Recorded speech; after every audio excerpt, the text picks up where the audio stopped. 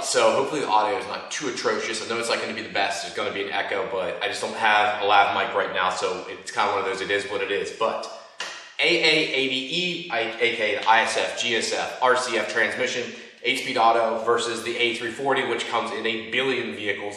But this one in particular is the one that would come in the MK4 Supra, Risto, and a couple other cars. It's a 4-speed automatic. So kind of wanted to go over today a couple things, talk about the A340, talk about the A80E, talk about some internal specs, the differences between them, the reason I'm going to give this a try, and the reason I'm going to actually try something with this, maybe a converter setup, and try both the transmissions out.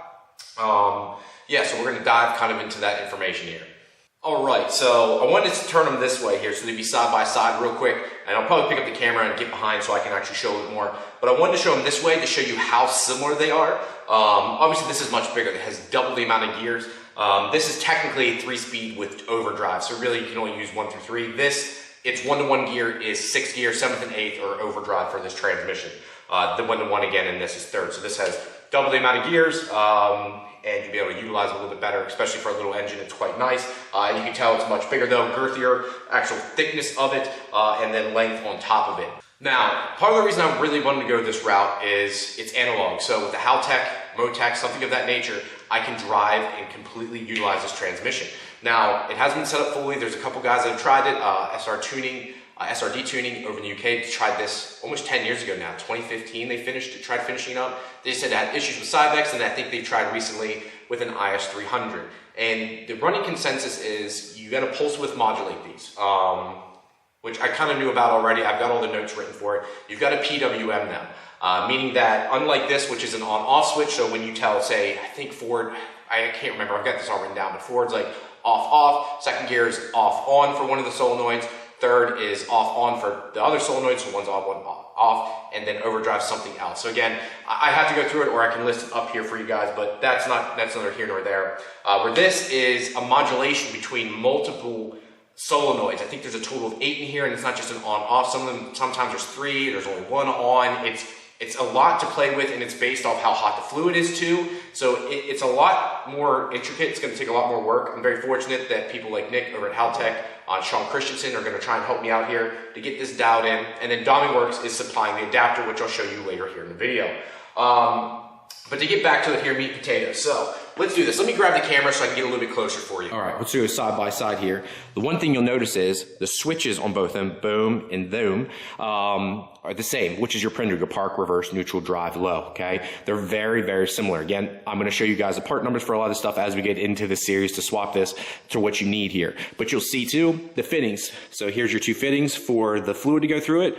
Same thing with the AA80E, they're on this side. So if you're swapping one transmission for the other, you don't have to run the other side or try to reroute everything. It's already over here. So if you've already got hard lines or if you've got soft lines, you can actually cut them down. So the real issue will be you have to cut one down because these are farther forward. Someone's gonna say, well, that one's actually way farther forward. Well, it doesn't have a bell housing on it. So this is closer to where that is up front. The connector here is very similar. It uses the same style rod you'll see here. So you see here, it uses manual rod. Same kind of deal. I'll have to cut the one that's inside the car down, have it welded, but again, it might actually fit up. I might be a liar. It looks close, but I think it's a little bit off. Again, not the end of the world. So that puts those connectors on that side. Now, where there's a big difference is going to be the other side of the transmission here. So let's look at that.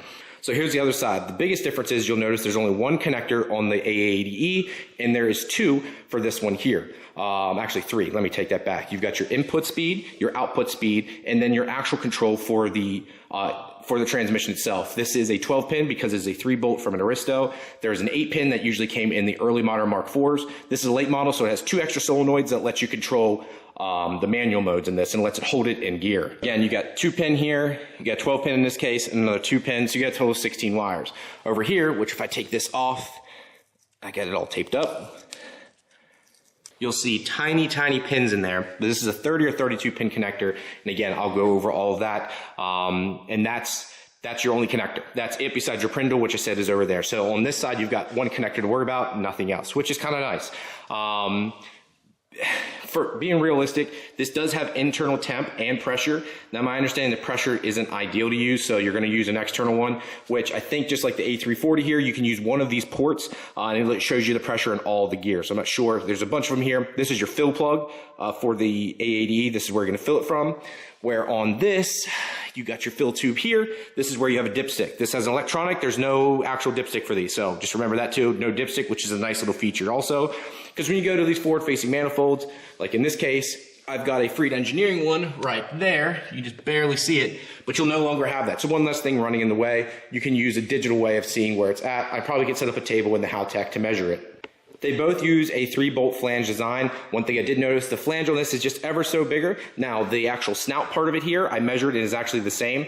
So I'll get all those measurements so you guys have it, but they look very, very, very similar. When you get one of these, you will need this mount. If you're going with the DomiWorks kit, he reused the factory mount. I think you can still buy this. Actually, I shouldn't say that. You can buy this whole transmission brand new from Lexus still because they still put it in a car.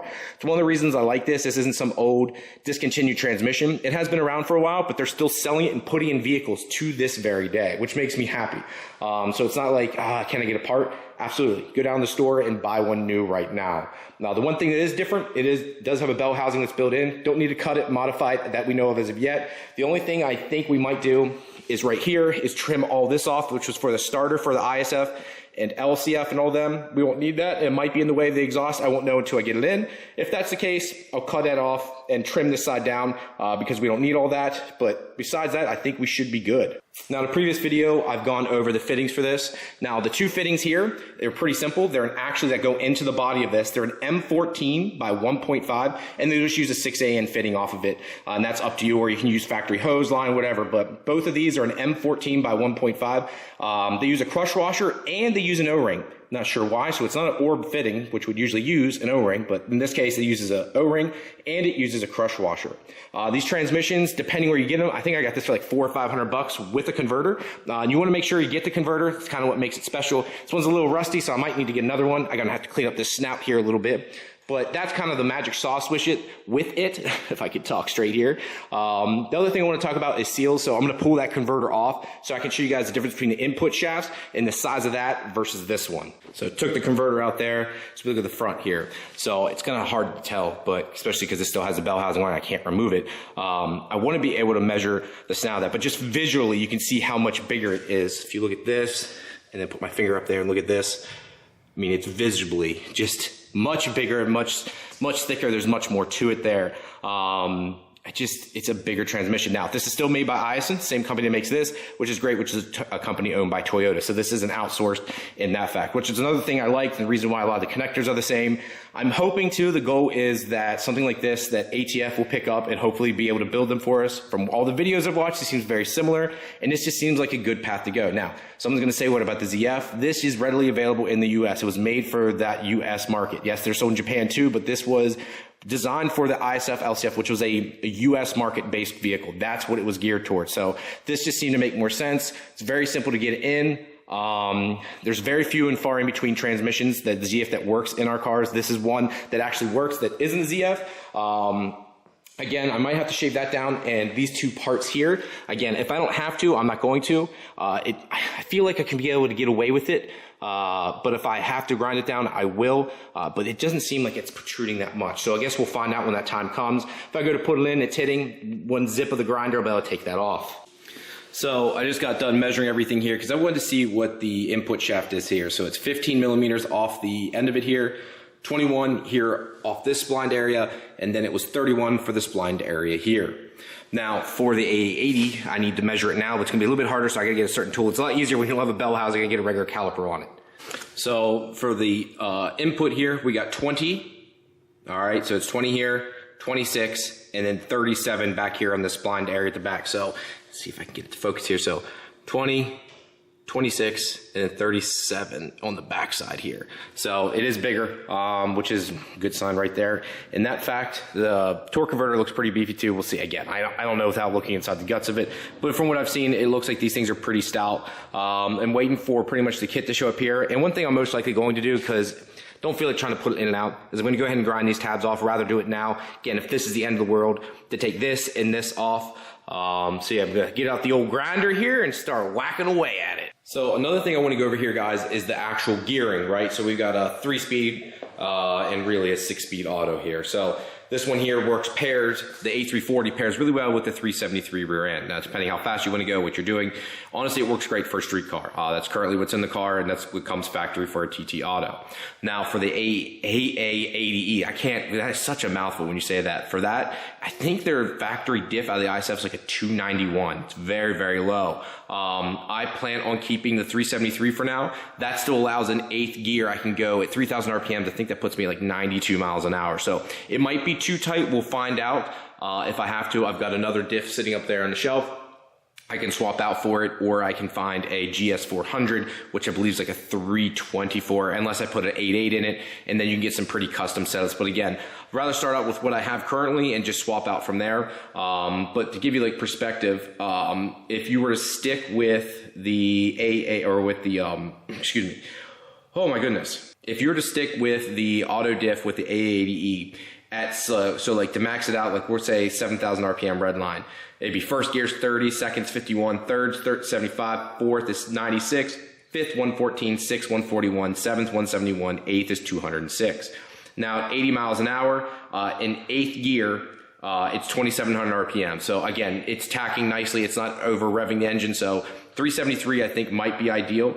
Again, we'll find out as time goes on. Again, you might not even really need 8th. I really wish it was a 6-speed auto. I don't feel we really need 8 gears, but it's just there. That's how I look at it. There's pretty much before just cruising on the highway. You're really worried about that 1 through 6.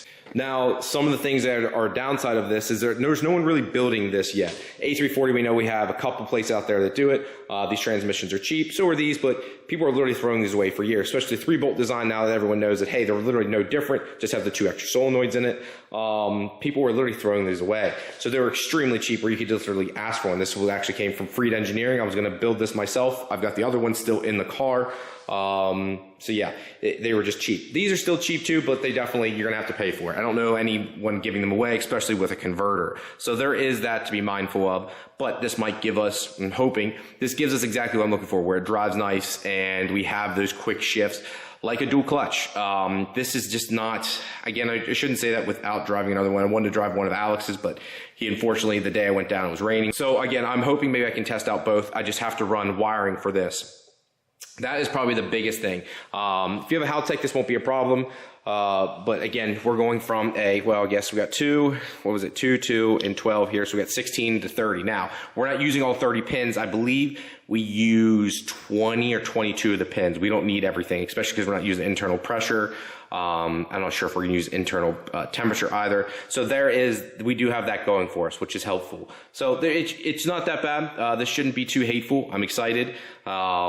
Yeah, let's see how this fits up, and let's wait for the new DomiWorks kit to show up here. All right, so the DomiWorks kit came in here, made in Sweden. Like, this thing is killer. I already took the sticker off here, but look at that. We're harmed in the development of these parts. I love that. Well, actually, could you see it there? No engines or vehicles were harmed in development of these parts. Like, so cool. I wanted to show you this too. So let's flip it over completely here. But look at the underside. You can scan it there. Look at this. Shows you everything what they do, the adapter kits they make, like the boxing. Like, this is like, I call this the iPhone effect or the Apple effect, where you have proper packaging. It makes when you get or receive something, you're like 10 times more excited, because a brown box, there's nothing wrong with that. But when you receive something in a package like this, it just gets you more excited. You know it's 9 times out of 10 going to be a higher quality piece. So go ahead and open it up here. So take this off. So this, I know, goes on the inside, bolts up to the converter itself, which is awesome. In here, which I'll take everything out, is bolts, adapter pieces and stuff. But look, everything's individually bagged. And look at the baggie. Oop, as I drop stuff there. It has its own, like, these bags are even cool too. Like, this is a little above and beyond. So let's sit this up here. And then I guess I have to cut this one out, or is it? I have to cut this one out. This one looks like it's sealed in, so I have to get my cutter here and cut this one out. And crap, I forgot I had moved this out of the way earlier. This is the trans brace that I need to cut out too. That was in there. I had moved it off to the side, so I need to cut this out too. All right, guys, so here's the entire kit out. This is beautiful, like absolutely beautiful.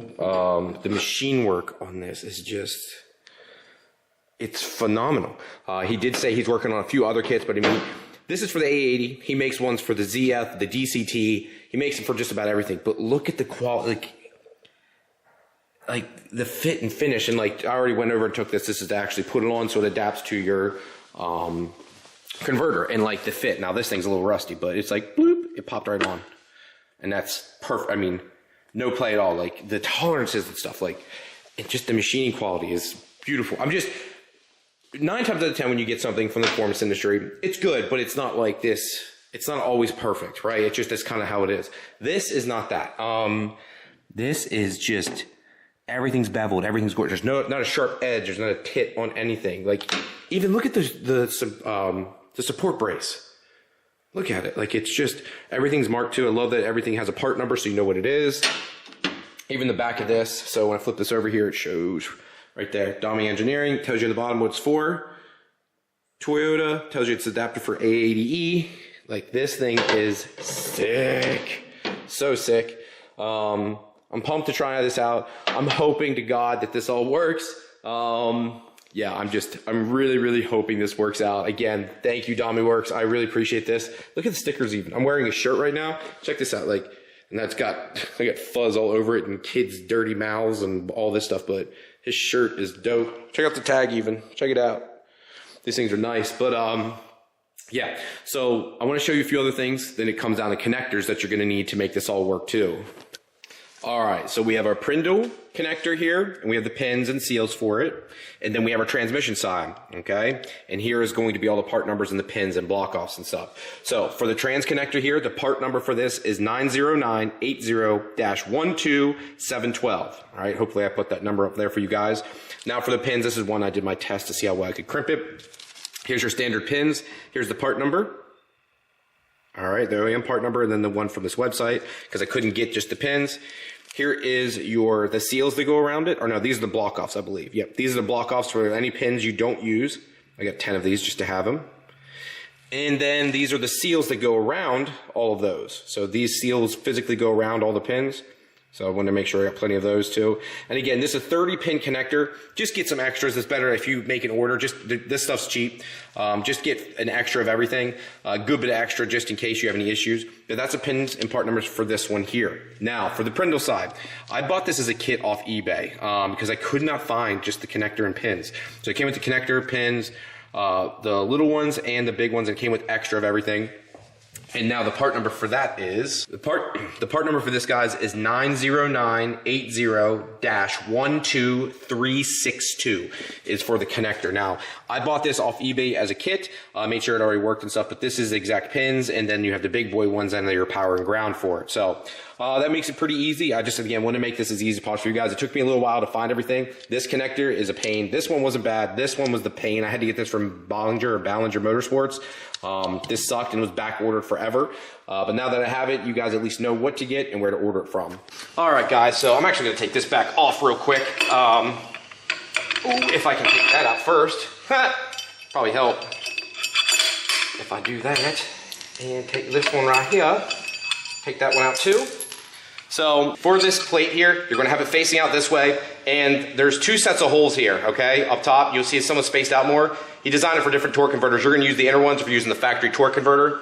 You're going to take this adapter here, okay? And where it has the step side, you want that facing towards the engine. You just slide this on. One thing I did do is I put dry lube, and I also sanded this down so it fit a little bit better. And then literally it slides on. The machining from this stuff is phenomenal. It just pops right on. It's so satisfying. And then you're going to line it up with these guys here. So, and it takes the number 8 then, which he supplies all the bolts.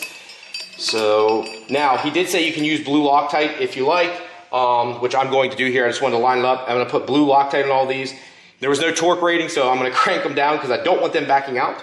Rather safe than sorry. And then you've got your next set of bolts, which actually go to the flex plate itself. We won't be installing those though until the transmission's physically in the car, but wanted to at least show putting the flex plate on. One other thing I wanted to show you guys here, because I can't put it on here today, still got to pull the transmission, but you'll have these bolts here. This is what's going to go directly to the transmission itself, or to the actual, oh my goodness gracious. This is what's actually going to be bolted to the actual car itself. So you bolt this to the engine. They have these recessed holes so it can sit flush against the block. So this goes against the block itself, or this side won't. this side will go through, so I can show you. It's probably easier to show it that way with the studs hanging out, but you can see all those go through. These two here, this is for your starter. He supplies those also. So that'll go against it that way, and then you'll sit it up against here, like so, and then you'll put these other bolts on. So I just want to have it sitting on there just so you guys can have a representation. All right, so I want to go ahead and show you guys with already bolted on somewhat. So you guys can see the studs coming out of here that'll go to the engine block itself. That one's not pulled out the whole way, but you can see here, these are what will go to the engine itself. And there's a few others actually. These ones here going into it, not even a represent these stainless steel ones here, I just have sitting there. But you see the ones in the back. I'm not sure if I'll even use these top ones. They're gonna be hard to get to, but he does supply them. You might need to use a washer though, because he's using such a small bolt here, just because there was only so much meat left. You'd have to use a washer so it doesn't actually pull through it. Actually, well, with it offset like that, it actually is going to stop. So, it might actually be fine. But again, it's not, I don't think it'll be necessary.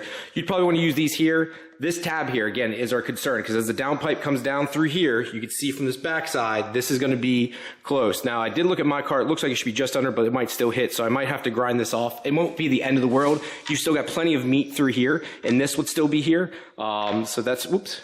Oh, I went the whole way back in. So you still have plenty here, but we might have to cut off this here. So I might have to hack it there. And on this side, just to free up some more room, again, maybe I'd rather put it in first before I cut anything. Because again, I've got a 4-inch downpipe. If you got anything bigger than that, then you've got other issues. And at that point, you're a true race car, and modifications is part of your life. But 4-inch, we'll see if it fits. If it does, great. Starter. One thing you will have to do is you have to drill out the holes for your starter, and you're going to be like, I got to do what? The reason for that is there's no way to access it from the factory. How we bolt it this way doesn't work, because the reason it bumps out over here is that's where the starter for the ISF goes. Not the end of the world. You have to drill out the threads, which I did with one of these extra starters I had.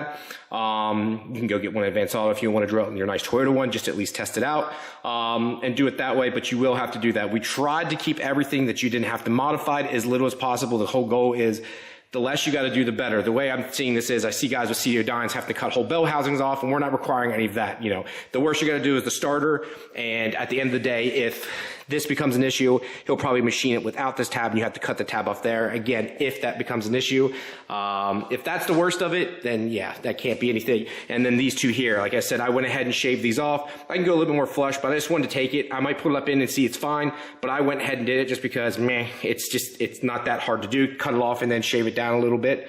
Yeah, just wanted to show it all there. Another thing I wanted to show is, again, and I got the car up in the air, this rod here attaches just like it does to the A340. So it'll attach right here. So this is the actual A340 rod. I actually put it on earlier. It bolts on like that, and then it'll go up into the car. So let's go over here and I'll show you. So Hever's up. You'll see right there's the rod. Now I'll probably have to reuse this one. I might have to bend it or maybe weld it a little bit, but right now it's not bad at all. So you can see it runs up there and goes there. And again, there you can see my lines. Again, I'll have to shorten this line to bring it up here most likely. This line here, I could probably bring up some, but it should all fit. And again, I've got some slack out there because it's a ton of line. I just got it really tight right now. So it makes me happy. I'm trying to see if there's anything else. I'm trying to see if there might be anything else there. Again, this one is over here. That's what I want to talk about. So here is my pressure, my line pressure fitting. I put it over here so I didn't have to put the line away from the heat. The other thing I wanted to say is it's really tight in through here, but with the AA80, it's in the back, and I'm going to show you guys where the sensor port is for this to make it a little bit easier. You want to use like a 400 to 500 PSI sensor because it can get up there pretty high. So I'm not going to use the internal. I'm going to use external just like this because I don't know exactly what it's going to be, and I'd rather have exact numbers, which I can use with an external sensor. So for the sensor port, you'll see a bunch of these little ports here. That's what all these little guys are. I'm sorry, I tape everything to it so I don't lose it as I work on it, so I put it all back on. This bolt here doesn't need to be here. It's just like a random mounting bolt. But this is the sensor port you're going to want to use here. This shows you all the gears, so it shows you 1 through 8. And it'll show you which gears you're in and stuff, or not show you which gears, but it shows you pressure in all those gears. So that is a 5/16 by 24 is the thread pitch for it. So it's an orb fitting you're going to use. For this, I'm going to use an 1/8" MPT fitting then. I have to find a company that makes that. I need a 5/16 by 24 to a, excuse me, to a 1/8" MPT. And then I'm going to use this 90-degree fitting to keep the sensor not sticking straight out. So I don't want it coming straight out this way and kind of kicking it back that way at least. This way it's not up against the body, trying to keep it as tight as possible. I was looking for something that would come directly out of this. but I could not find anything, unfortunately. So I'm gonna have to use a fitting on a fitting, which is not the end of the world, but you know, you try to not do that if possible. All right, one last thing before I end off today's video. The fittings came in just in time, so let's take this out here. I'm gonna keep my PTFE lines for now, but I wanted to show you guys this. This is the M14 by 1.5, and then I'm gonna use these 90-degree fittings here. So tie those on like so. And then I like the fact they're kind of offset, so one's a little bit higher, so you can run these and one can run right under the other one. So that's actually kind of nice from Toyota. I'm still waiting on for my sensor port, but again, I can get to it. I already got the plug out and I'll use this then. But yeah, guys, next video, we're gonna show installing it, putting everything on. Again, we'll have to see if this is going to work or not and kind of go from there. I'm hoping it does. If not, well, not the end of the world. I can cut it off and then the adapters can be adjusted in the future, but hey, not the big deal. I want to give a big shout out again to DomiWorks. Thank you so much. Sean over at Tuned by Sean, thank you. And a bunch of other people out there, Nick at Howtech, everyone that's been helping with this, I deeply appreciate it. I'm beyond pumped. The A340 is great. Again, I guess I want to make sure it's clear. I'm not knocking A340. It's been great. It's worked. But I really want to give this a shot. So let's get the transmission out for the next video. And guys, I am beyond pumped.